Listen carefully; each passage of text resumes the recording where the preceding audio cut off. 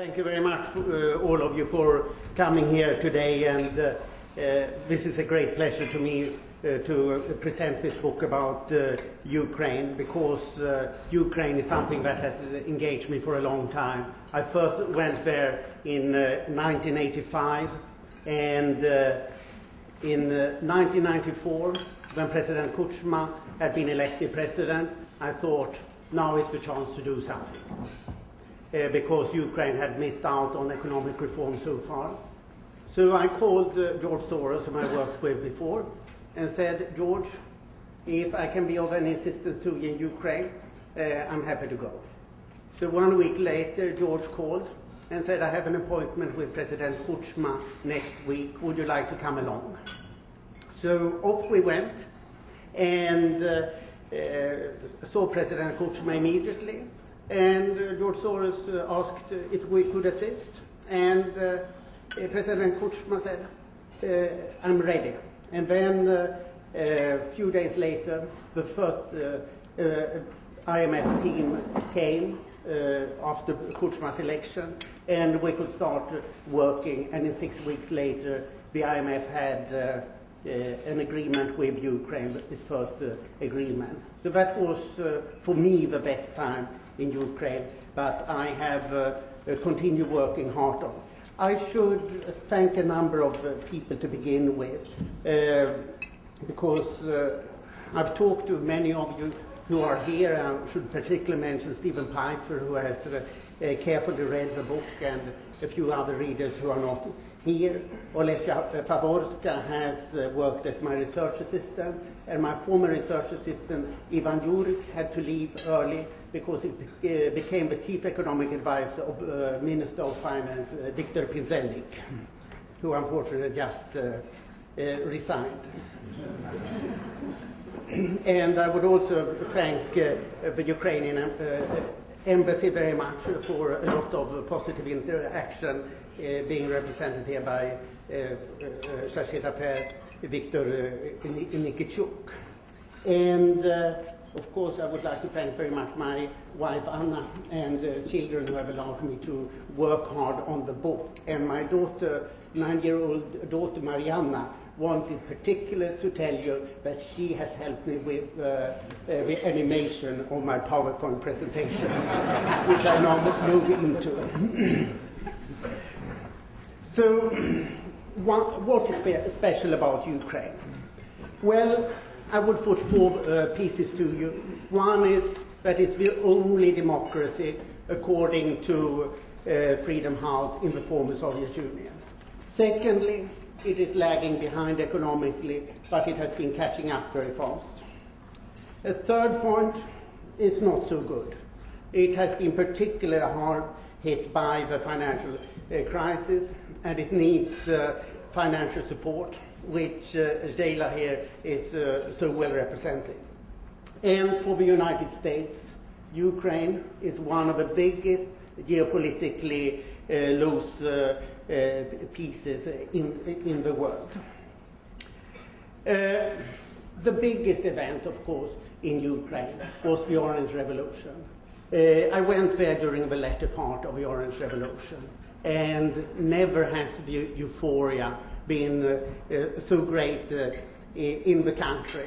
And the last day of the Orange Revolution, everything was happy.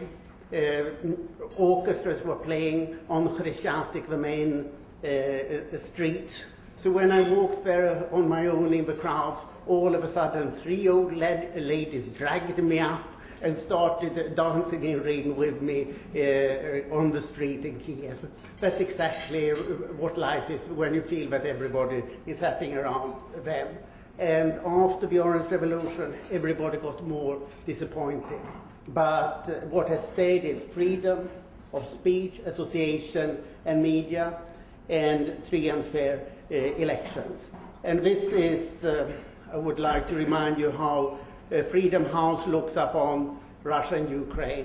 In the 1990s, they were similarly semi-democratic. Then, after the Orange Revolution, Ukraine just about crosses the free line and becomes a free country, while Russia falls deeper into an authoritarian system. And the problem, however, is this. In Ukraine, you don't see many fist fights in the streets, but you see quite a few of them in parliament, unfortunately. And the positive side is that there is a political equilibrium. All three major parties are center-right parties, and big businessmen are behind all the parties. And this means that Ukraine has a uniquely broad consensus on domestic policy, which is often forgotten. What is not so good is that nobody really can govern. After the Orange Revolution, we have seen a minimum of legislation and reform. There is substantial corruption prevailing, and regularly, whenever the Prime Minister makes a decision now, the President vetoes it, so that nothing really comes out. Clearly, a constitutional reform is needed. So what should we look for? Hopefully the presidential elections due in January 2010 will bring about some kind of clarification. The two main candidates are now Yulia Tymoshenko and Viktor Yanukovych, the old well-known names, while Viktor Yushchenko has pretty much lost all his popularity. What I think is more important is that Ukraine gets a constitutional change. Ukraine needs a parliamentary system and not this mixture of parliamentary and presidential system that doesn't work.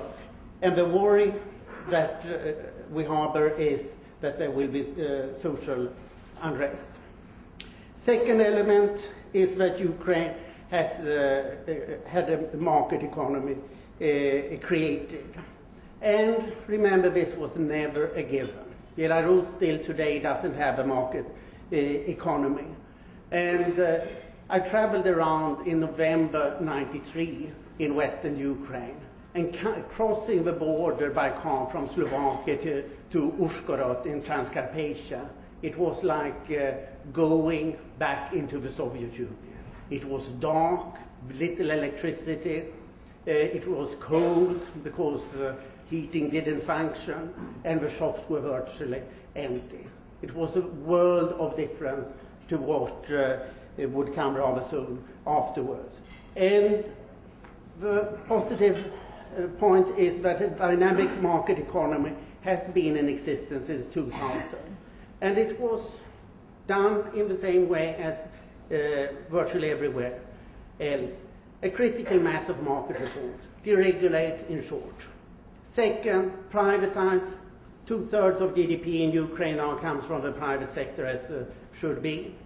And pursue a conservative fiscal policy. What do you get? Ukraine has had 7.5% growth for 8 years until last year. But Ukraine delayed the market reforms, and this was harmful. It led to hyperinflation and a massive output fall. Officially, it was as much as 54%. I would doubt that more than half of that was real because of various statistical reasons. But that was bad enough. And when reforms finally came, it came in two short, quick bouts of economic reforms. In the fourth quarter, '94, when Kuchma stopped hyperinflation, and in the first quarter of 2000, when Yushchenko cleaned up the market economy, and Ukraine really became a market economy at that time. But now we are seeing the financial crisis hitting hard. And why is Ukraine being hit so hard? I would give you 3 specific reasons for Ukraine. One is structural. No country is so dependent on steel exports as Ukraine, which accounted for more than 40% of exports before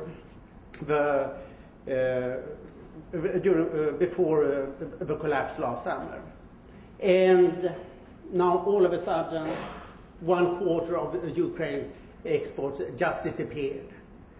The second reason was domestic mistake. Ukraine had maintained a fixed exchange rate with the US dollars that I'll elaborate a bit upon. And then the third is also domestic.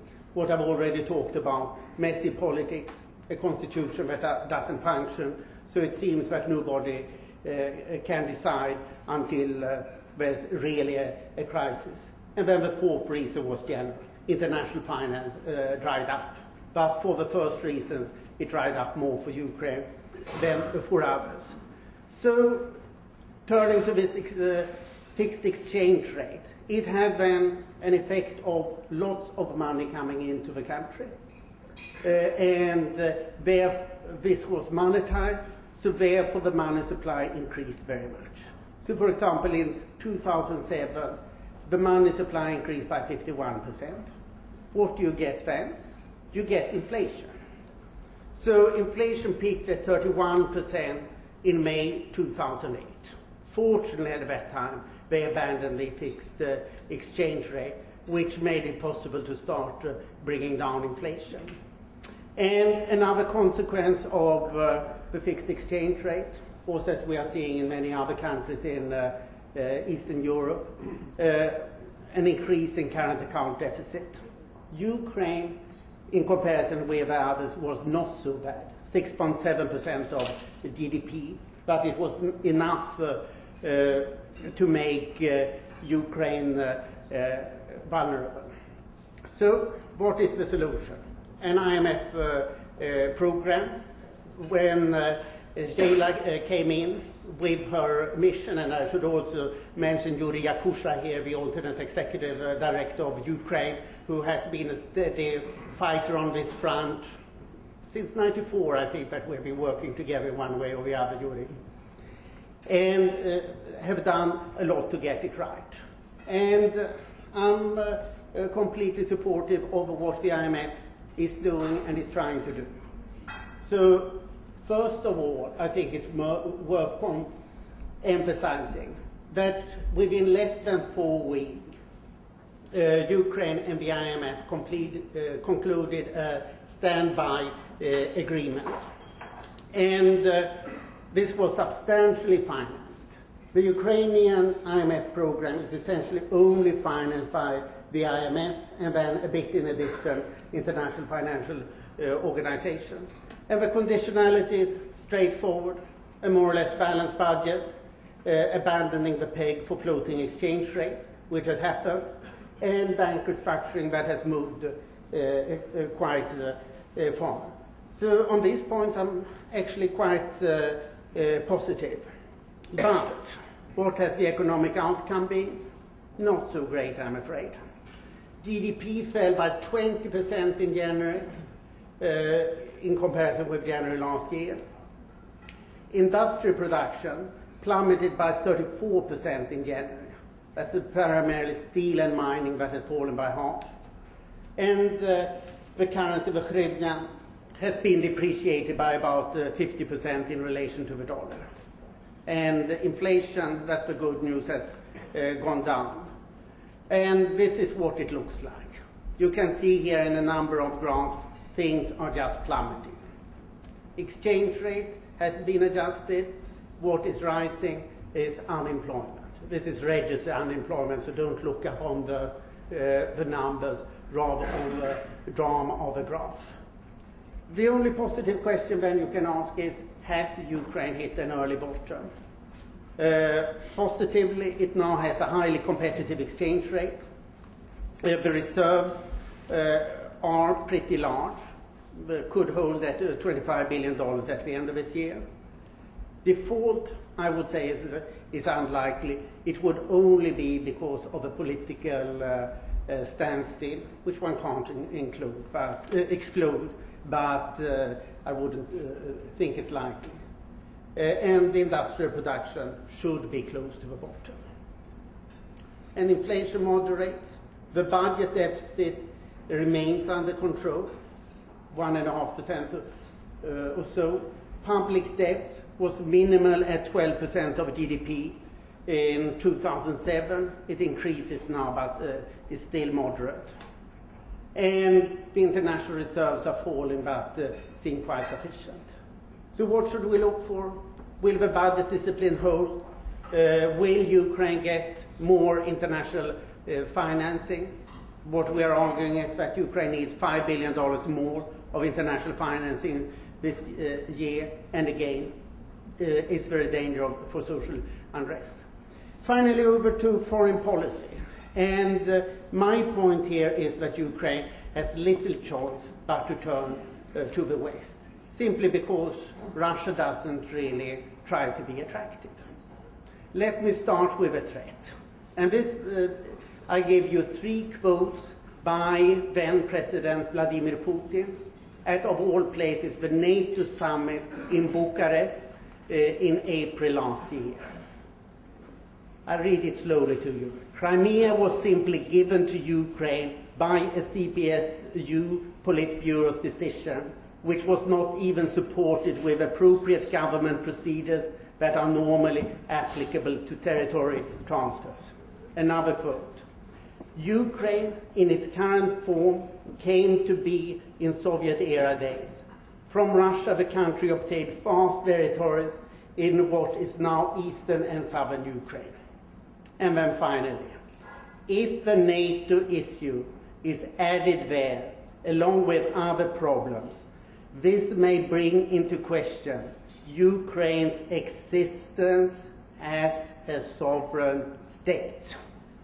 You can hardly make a threat clearer than that. So Russia's policy on Ukraine can be summarized as minimal official contacts, gas wars, lots of trade sanctions, threats of a NATO association, as you just saw, and a lot of anti-Ukrainian propaganda on Russian television.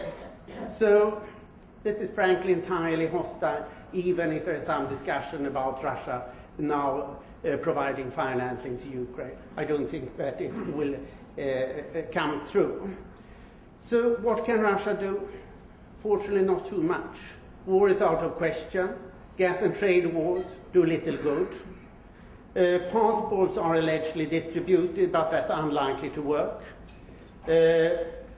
What I think we should expect is huge Russian funding for the presidential elections next time around. And I think this will be a big issue.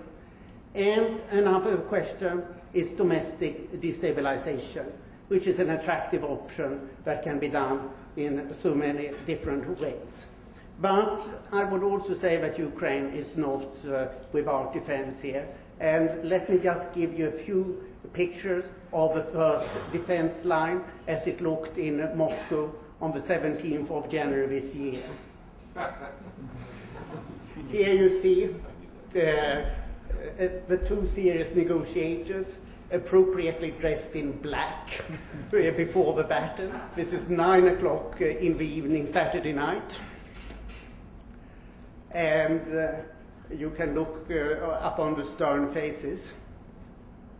Then, after 1 o'clock, they are coming out, and you can see Yulia Tymoshenko holding her head high, while Putin looks rather more perplexed, if I may make my interpretation. And this is on the following Monday. The negotiations continue. Yulia Tymoshenko sternly looking at, you can guess whom, who looks rather defensive, if I may say so. And then finally, you can read Putin's face say, is she finally leaving? And I'm happy to say that she is. So what was the outcome of a gas war? The most important, no intermediary, which means less corruption and less dependence on Russia. It's a long-term agreement, and even if some things are not clear, normal prices and tariffs set by a formula. So this was a good outcome for Ukraine. And generally for foreign policy, I would say that Ukraine has little choice but to turn to the West. A big founding stone was Ukraine's WTO accession last year, which should both Ukraine's growth on its own by 1 to 2 percentage points a year. A European Association Agreement should be the next thing, and it's likely next year. And the third thing is a national action plan with NATO, which was already decided in December with a foreign ministers meeting of NATO last year. So what to look for? I think the crucial issue today is the West forthcoming with international financing in Ukraine's time of despair, and how is the European Association Agreement moving forward. So what should the US do? The US is popular in Ukraine, and it could have a great impact.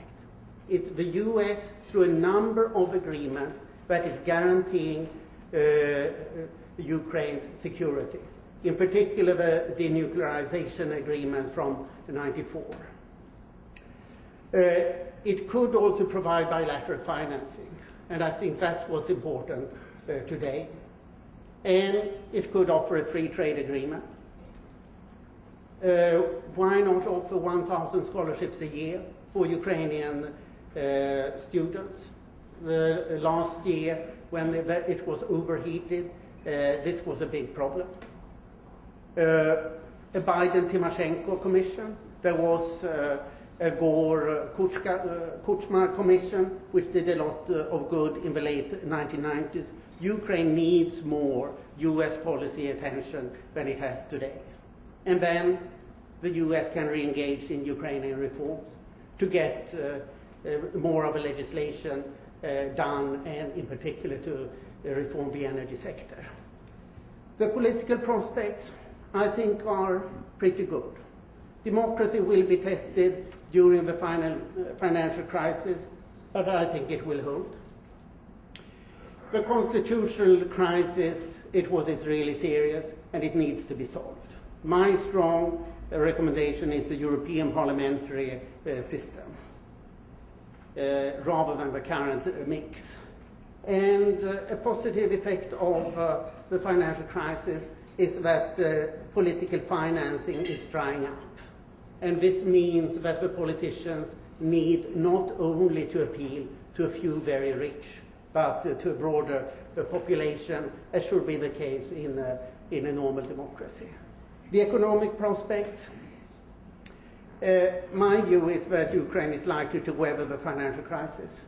Ukraine has taken a big blow and essentially got onto the right track.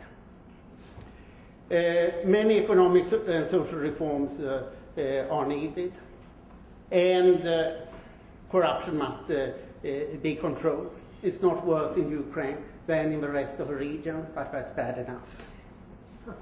And in the long run, I do believe that European convergence is the outlook for Ukraine. Thank you very much.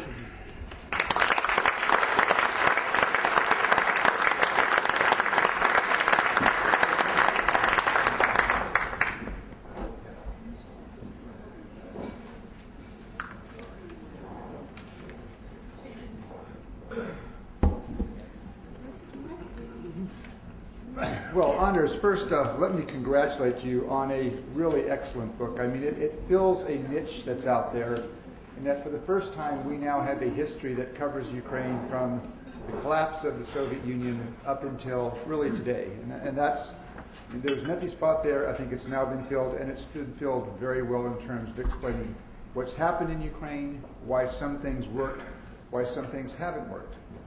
And I would agree with Anders completely that if you look at Ukraine over the long-term perspective of the last 17 years, it's made significant progress.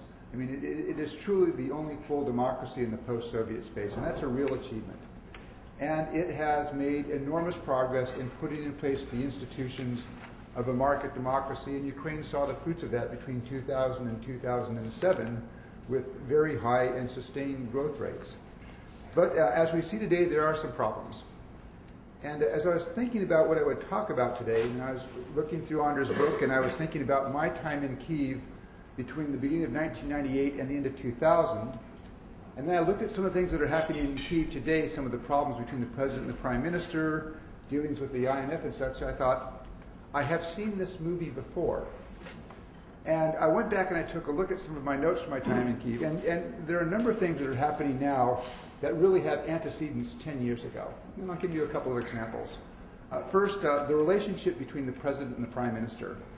And I well remember the night in December of 1999, when it was announced that Viktor Yushchenko was going to be the next prime minister. We were hosting a holiday party at the residence, and it was almost an electric atmosphere. People saying, we now have a chance really to get on to move forward.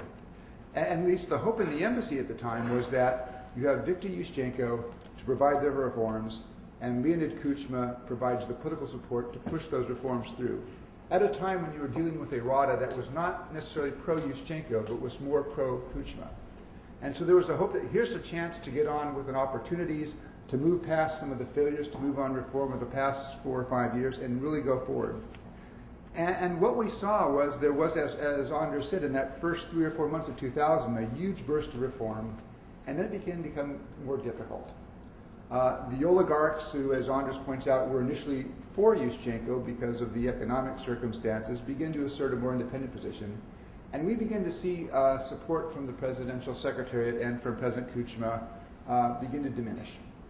And this became increasingly a thing of concern on the U.S.-Ukrainian agenda, was trying to encourage Ukraine to get that tandem back together, to get Kuchma and Yushchenko back in sync. So when Secretary Albright came to Kyiv in April of 2000, she went out of her way in her meetings, including with President Kuchma, really to praise the reform package because we wanted to build that support, sustain support for what Yushchenko was trying to accomplish.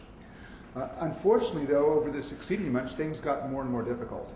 And we had a number of conversations with people in the cabinet who were pointing out how they were not getting the necessary support from the presidential administration. And in our contacts with people in the presidential administration, we began to encounter privately the sorts of criticism that was being voiced publicly about the cabinet's performance and about Prime Minister Yushchenko's performance. And it reached the point where in September, probably the last high-level visit that I hosted, in September of 2000, the sole message of the senior American visitor was, the president has to back up his prime minister, that there's a huge opportunity here, but Ukraine is beginning to miss it because there's not the political support for these very needed economic reforms. And it didn't happen, and as a result, I think Ukraine achieved much less in that period than was possible. Now I flash forward 10 years later, and we had this sad irony where you have this continued dispute between the president and the prime minister. However, this time it's Viktor Yushchenko as the president. And you've seen this situation now. We're going back really to the first months of 2008. There's been a disconnect between the presidential secretariat and the cabinet. There's been no coherence in the executive branch. And it's meant a lot of missed opportunities in terms of things that Ukraine could have done and should have done in the past year, but it just hasn't happened. And again, history repeats itself. I mean, by several accounts I've heard that when President Bush in September met with Yushchenko, when Vice President Cheney saw him, the message was, you need to find a way to work with your prime minister, you need to get back on track, because the political incoherence in Kyiv now is costing Ukraine dearly. Again, that message did not seem to take hold. A second area to look at is the fractious politics within the Rada. And Andres describes in his book how after the 1998 parliamentary election, you had 14 factions, 14 groups within the Rada. And it was very hard, in fact impossible, to build a sustainable working majority there that you could reliably count on. And the factions themselves began changing, and people were moving between the factions, and it was, you never wanted to write down the lineup in pen. It was always better in pencil because it might change the following week. But even within those groupings, it was hard to make things work. And just two examples from 10 years ago. The RUK party split.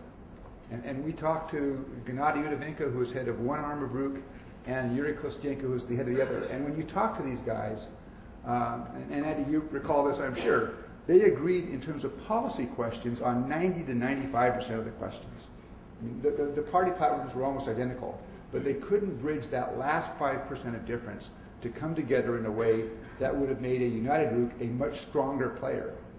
Another example we saw in early 2000 was when the Rada literally split. I mean, half of the Rada walked up, moved 2 blocks down the street and set up their own Rada. And we had this rather interesting situation for about 3 weeks where we had 2 Radas, both seeking lots of engagement from the diplomatic community.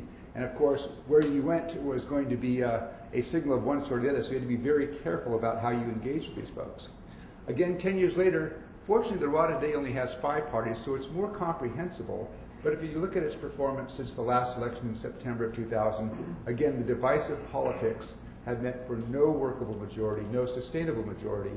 The majority broke down last fall, it came back together, but they can't deliver votes consistently for any kind of a program, and that's holding Ukraine back. A third area, which has an antecedent 10 years ago, is just the difficulty of promoting hard reforms. And Anders describes sort of the burst under Kuchma of reform, but then this period of stagnation between 1996 and 1999, where not much happened. And that's when Ukraine was really running up against the things that were hard. How do you change communal prices, prices for residents? You know, people have been used to low subsidized prices for electricity, for utilities, but you have to raise those prices if you're going to make the system work in economic terms. And this was a big focus of the IMF and the World Bank in those days. Not much got accomplished. Now, 10 years later, it's almost the same situation, where you look, one of the real problems today of Naftogaz, which just today made, I guess, an 80% payment against what it owes by Saturday, or Gazprom has threatened to turn the gas off again. But one of the problems that Naftogaz has is even if it collects all the money that it's owed, it has a hard time paying for the gas because the prices are so artificially low, not just for residences, but also for industrial consumers. And again, you had this reluctance, and I think we're seeing it now continue within the government to take those hard steps about raising prices because politically it's painful. Again, exactly what we saw 10 years ago. Fourth example would be the gas and energy sector. And the gas sector is probably the most corrupt in Ukraine historically. It's always been the one that's hardest for people to figure out, and it's absolutely crucial to the Ukrainian economy. But in Anders' books, he describes the gas situation, I think, in 1997, 1998 as prices low and subsidized, Naftogaz consistently in arrears, non-transparent, corrupt, rent-seeking, and always questions about the engagement of this murky company called Atera. Well, if you took most of those adjectives, I think, Anders, you could agree that that pretty much describes the gas sector in Ukraine today, with perhaps one exception. The modern-day equivalent of Atera is Rosukrenergo, and one of the beneficial things of the January resolution of the gas war is it does appear that Rosukrenergo is out, which should increase transparency and reduce some of the concerns about the murkiness and corruption in the Ukrainian gas sector. But still you have the situation where Naftogaz is on the verge consistently of bankruptcy, arrears, and that can be an immediate trigger for a revival of the gas war that we saw in January. And the sorts of things that we in the West, and you say, you may confirm this, the sorts of messages that we're giving to the Ukrainians about what they need to do in the energy sector, 95% identical to what we were saying and what the IMF was saying, and what the EBRD was saying 10 years ago. And then the last example would be relations with the International Monetary Fund. And I would think that Anders describes how Ukraine was off program in much of the late 90s. And I would think that in the 3 years I was in Kyiv, there were probably 3 IMF agreements negotiated with Ukraine. But Ukraine was probably off program 75% of the time. And the usual pattern was the agreement was negotiated, the first tranche of money came, and then within a month after that, major conditionalities begin to be missed. And the program either was then suspended or there was a negotiation of a new program. And again, going through my notes the other day, looking and thinking about this, just constant times when we in the American Embassy were going into the Ukrainians and saying, you have an IMF program, you need to meet those conditionalities, you can't get access to that funding without that. Again, looking at what's happening now with this new program, a very generous program and a very urgently needed program of $16.4 billion for Ukraine. Ukraine received the first tranche, and then in February it came time for the second tranche, and lo and behold, they had missed conditionalities. Now, hopefully this is a pattern that will not be repeated, but again, it's something that when one looks to the past, there is this pattern that if it is repeated, is going to make it very, very difficult for Ukraine to deal with some of its current challenges. So again, as I look at these things, I'm not sure what the broader conclusion is. I mean, in each of these contexts, there are certain differences. I mean, you look at the relationship between the president and the prime minister, and it's different from 10 years ago, where 10 years ago, the bulk of the authority was still with the president, where now it's more evenly divided between the president and the prime minister. But you still see these patterns that repeat, and the constant price of this, or the cost to Ukraine, is that they hold Ukraine back from achieving much more than it has achieved in the last 17 years. So thanks very much, and I look forward to hearing now how the IMF hopefully will break the pattern that I've just described.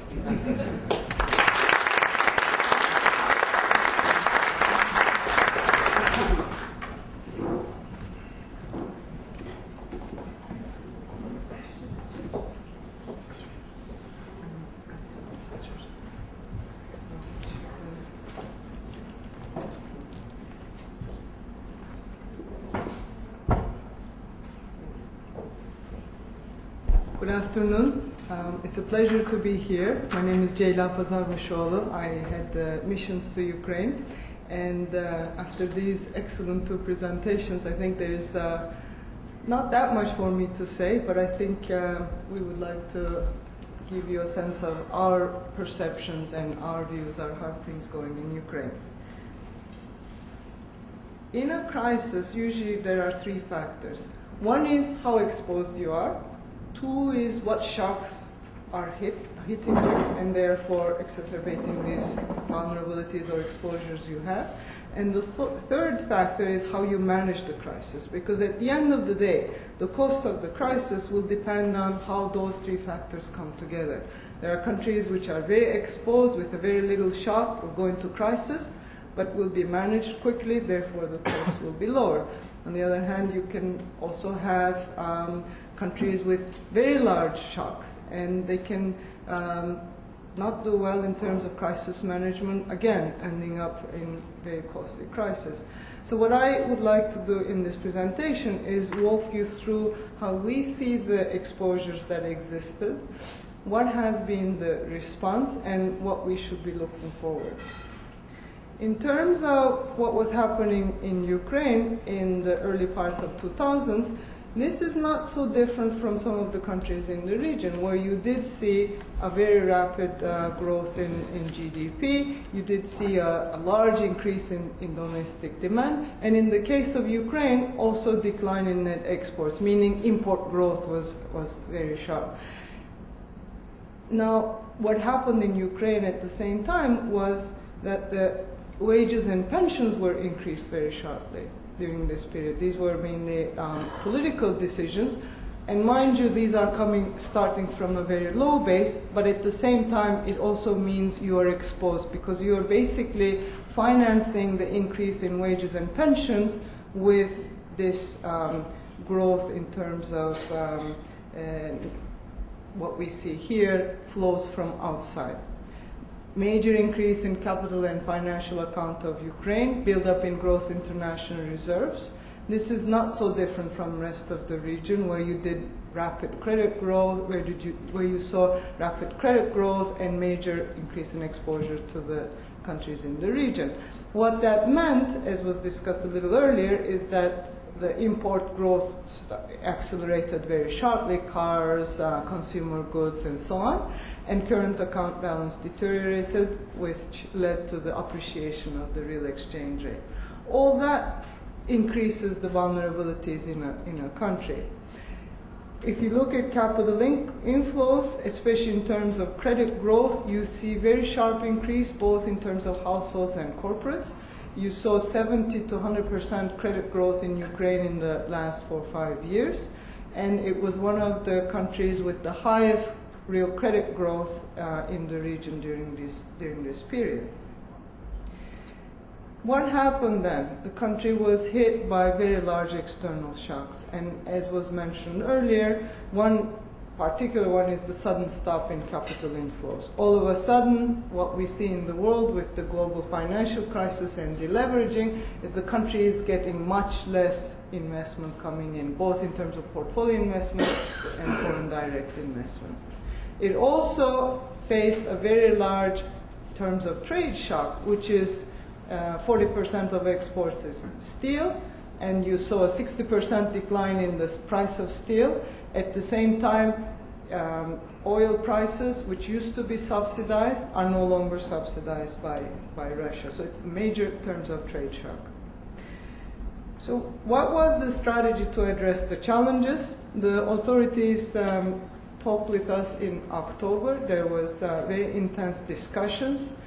It was a difficult time, but also a very encouraging, optimistic time, because there was both Minister Pinzenik and Governor Stanmak was trying to get the consensus to put together a program. And there was very rapid reaction of the authorities. They were one of the first countries to come to the IMF. The key objectives were to stabilize the domestic financial system and facilitate the economy to these large terms of trade shocks. It was at the end we agreed on the program. I must say that many of the elements of the program were actually authorities' own incentives, own measures that they discussed with us. So it was, in a sense, very long hours, very intense discussions, but there was this idea of consensus, understanding what the vulnerabilities, what the challenges are, and also getting very good feedback from the authorities as to what needs to be done to address them. It's a 2-year arrangement with quarterly disbursements. Exchange rate adjusted very quickly, as was also mentioned.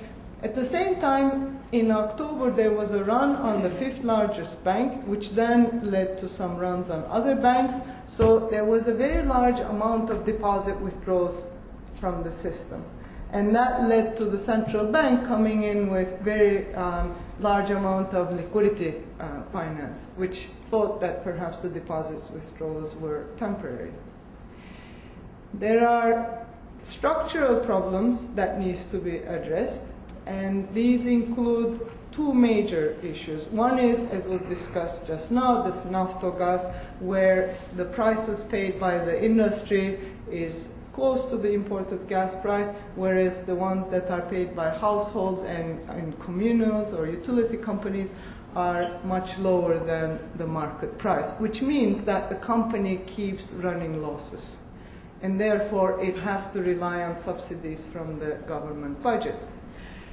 The other structural issue is the pension fund. The pension fund, which was very generous for the last few years, is now having difficulties because as GDP contracts, which unfortunately with the decline in steel and other industry is contracting very, very rapidly, the revenues and the contributions also decline. Therefore, you see this imbalance in the pension fund. And these are the fiscal issues which needs to be addressed at this point in time.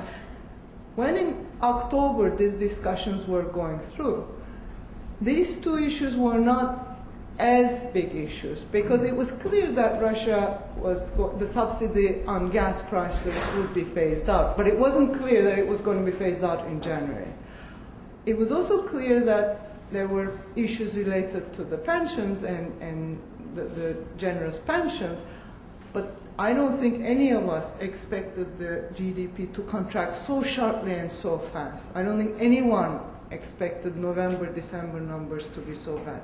So in some sense, since October, the situation now is different, is much worse than expected, which means that we have to rethink the strategy to address the challenges. And one other key component of the program at the time, and I must say on this one, Ukraine did act in a more preemptive way. In October, we discussed with them, and the initial strategy was to ensure confidence and restore confidence in the banking system. So liquidity facilities, increase the deposit insurance coverage, think of a way to resolve banks, put up the strategy, and so on.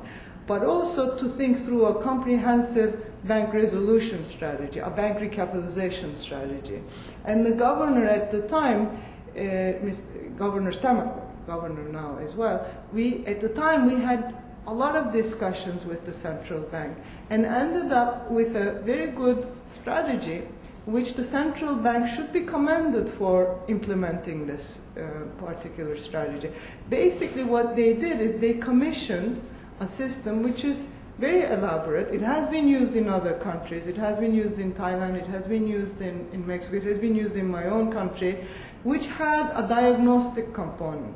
So as of today, Ukraine has, the MBU rather, has looked at 85% of the banking system and diagnosed the issues in the banking system, not only as of today, but also looking forward. Because what they did is they run stress tests, similar to what is being discussed in the context of the US now, in October, November, and subjected these banks to the stress test with depreciation of the currency, contraction in the growth, and so on. Therefore, they asked each bank to come up with these audits which identifies a capital deficiency to make sure that there wouldn't be a capital crunch and therefore a credit crunch. And you saw, I would think a couple of weeks ago, several of the foreign banks announced that they are going to inject capital, almost $2 billion to their banks. Not only they show commitment, but I think the reason this is happening so fast in the case of Ukraine is precisely because of the strategy that the MBU followed in getting the banks to understand what needs to be done. So the next step of this is, of course, now the government taking action on banks which may not be viable, which may need to be merged, which may need to be resolved otherwise. And that's where more work needs to be done right now. The global environment is also very difficult. We can't keep up with downgrades in terms of forecasts. It's going to be, since the World War II, it's going to be the first time that you see a major contraction in the G7 countries in 2009 and 2010. And if you look at October 2008 forecast versus current forecast in the Ukraine trading partners, you can see the difference. You can see how much the projections or outlook has deteriorated since then. So I'd like to conclude with a more optimistic outlook. The economy has started to adjust. There is the exchange rate adjustment, current counter adjustment. In terms of the political difficulties that are being discussed, we were very encouraged by last Friday. The authorities got together, the president, prime minister, the speaker, and the opposition. They discussed, they formed this high-level working group which meets every Monday. I do hope they will continue meeting to discuss the problems, and they signed a joint declaration that they will be putting political issues aside. I think this is going to be the key in Ukraine, and I do hope this quote-unquote political truce holds, because I don't think the country can afford not having that right now. There is a need for consensus. There is a need to explain to the public exactly what's going on and not hide behind some numbers or some positive stories, because the country is in a difficult situation. And it can only get out if this is acknowledged and the strategy to get out is implemented. It is exceptional in size and duration, and I think we should all acknowledge that. We should all understand that this is not an easy situation, and it requires a lot of effort on the part of the authorities to deal with it. And whether they come out of this crisis quickly or in a more protracted way will depend on two things. One, on the global conditions, because at the end of the day, this is a very open country, and it needs the support in terms of financial flows and so on. Second, on structural actions and reforms. When we currently still the Ukrainian economy doesn't have a balance of payments gap. The financing gap we had in October has not changed. If anything, imports are contracting much faster than what we expected. But there is a fiscal gap. And the reason for the fiscal gap, which I must say IMF programs are not designed for fiscal problems, there's a fiscal gap because of the very sharp contraction. And from that perspective, we do support the authorities' efforts to mobilize additional financing to cover some of the deficit. But we don't think all of the deficit which is likely to take place should be, can be financed, and it would likely be monetized. And we think that would be dangerous. So therefore, structural reforms or actions to have commitment as to solve these issues from a medium-term perspective are necessary. We know the government is working on this. We have been in extremely good collaboration with the government. So we hope that over the next weeks these issues will be clarified. We do hope they will get additional support to address their challenges in terms of fiscal issues. Because at the end of the day, the budget they have is not a very expensive budget. There's almost zero capital expenditures. It's mainly wages, pensions, social transfers. And if they need to cut the budget, they need to take very harsh measures. And we think that with some structural measures to put it on a medium-term fiscal sustainability and some commitment now and additional financing, they should be able to go through this very difficult period. I'd like to thank you for giving me the attention.